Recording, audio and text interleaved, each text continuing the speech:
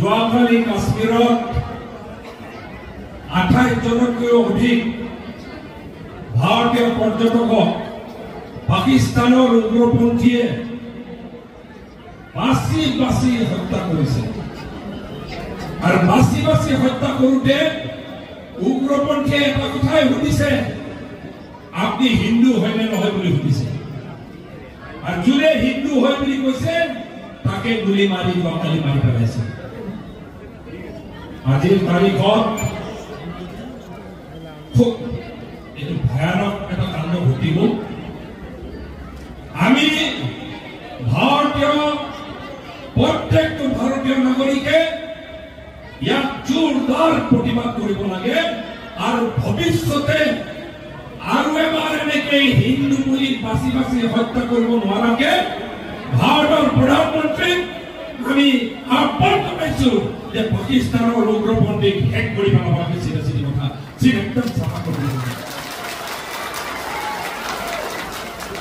আৰু পুনৰবাৰ পাকিস্তানৰ উগ্ৰপন্থী আহি অসমত, ভাৰতবৰ্ষত, কাশ্মীৰত, পাঞ্জাবত, দিল্লীত হিন্দু মানুহক নাম শুনি হিন্দু হয়নে শুনি ধৰ্মৰ নামত আমাৰ মানৱ কাকোৱে হত্যা কৰিব নোৱাৰে। তাৰ কাৰণে অতি সোনকালে প্ৰধানমন্ত্ৰীৰ নেতৃত্বত গোটেই পাকিস্তানৰ উগ্ৰপন্থীক আৰু এবাৰ দাবী জনাইছো শেষ কৰি পেলাব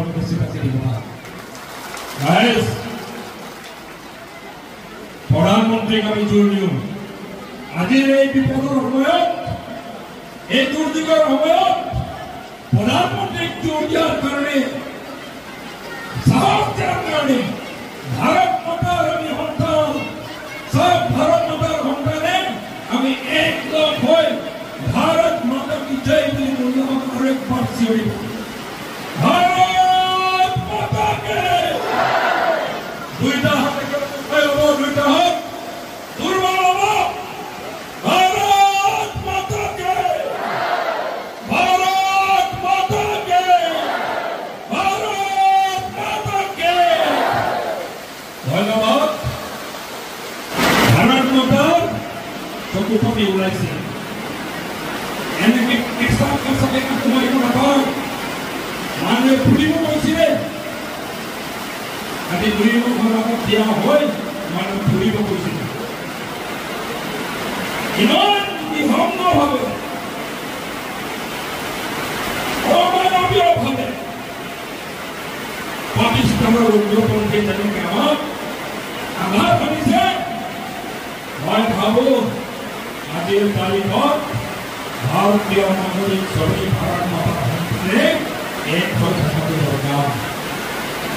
আৰু আজি 75 বছৰ ভাৰত স্বাধীন হোৱাৰ পাছতো পাকিস্তানে বাৰে বাৰে বাৰে বাৰে এই কাণ্ড কৰাৰ সুযোগটো বৰ পাবলৈ কয়।